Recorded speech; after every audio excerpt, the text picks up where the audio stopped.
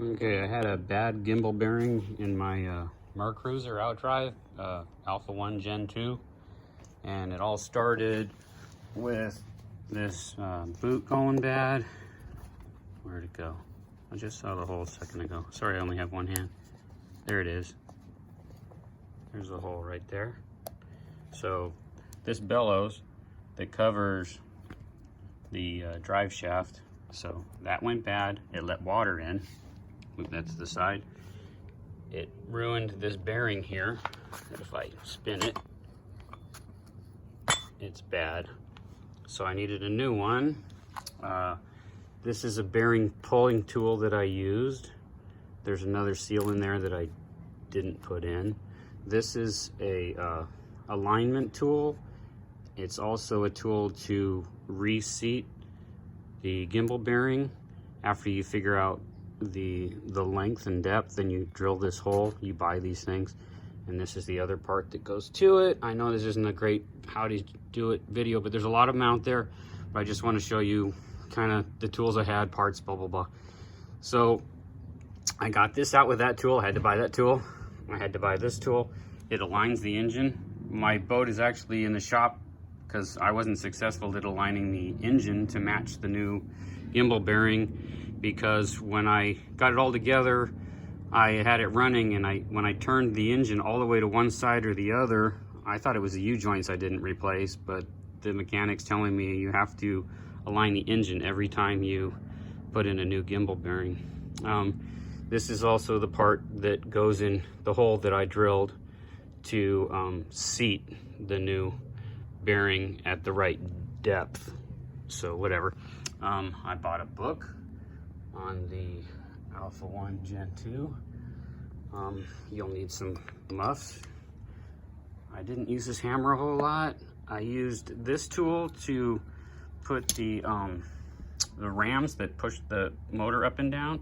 I couldn't just push it together, so I kind of had to use this and screw it down and push it together.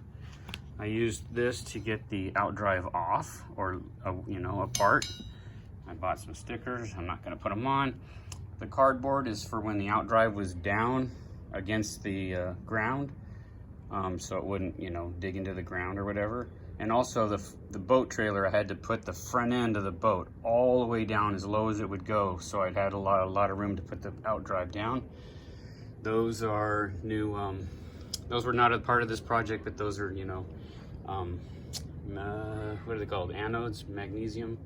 They're for fresh water, I think. Okay, so got that out. So you'll need new bellows, right? You'll need a lot of new parts. Here's a exhaust bellows that I had to take off, and in taking that off, or even putting it back together, you're going to need some bellows adhesive that I got. And the tools to get this off there's a couple ways to do it. I stuck this in there first by itself, and then I pushed this through a hole on the side of the outdrive. Usually you can get to it with a screwdriver through the hole of the outdrive, but my hose clamp was in a weird position, so I couldn't use the screwdriver method. And also this screwdriver, I had to grind it down so it would fit through the hole. I ground down the edges to get it in there. So and this socket is a 5/16 or an 8mm. So on the hose clamps, it's 5/16 or 8mm. So I use this a lot. This guy's great for all the hose clamps. These are definitely a must to get these bellows and rubber things off. I think I didn't use this one a whole lot, but I sure did use this one, because you can get in behind there and you can loosen up stuff. Great tool, great tool. Okay, and then to put the bellows, this bellows back on, when it's in there, you have to move the updrive up so you can get your hand in there, but you need to be able to pull this thing out so you can get it on there and then tighten the clamp. So they have tools for that.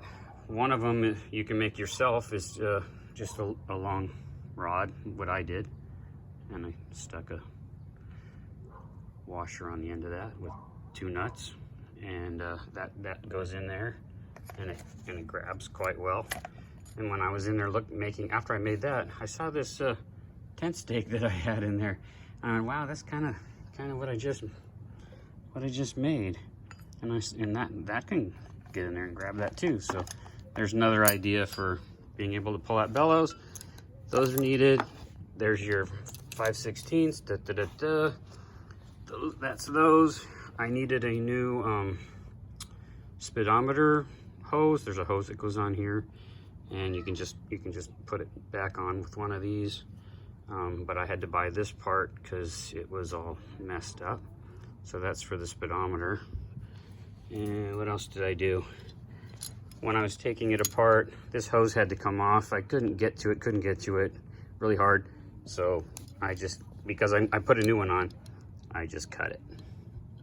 And then there's the same size hose clamps for that guy right there. Let's see.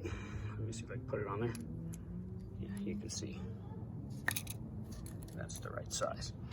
Okay, so that's that hose. That's the hose for the water intake. The pump will pump water through here into the engine compartment.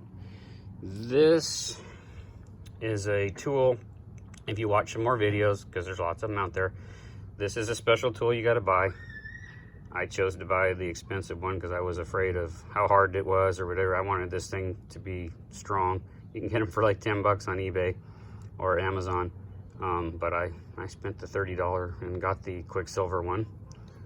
And to get it off, I didn't mark what size this is, but you need a long breaker bar on that sucker.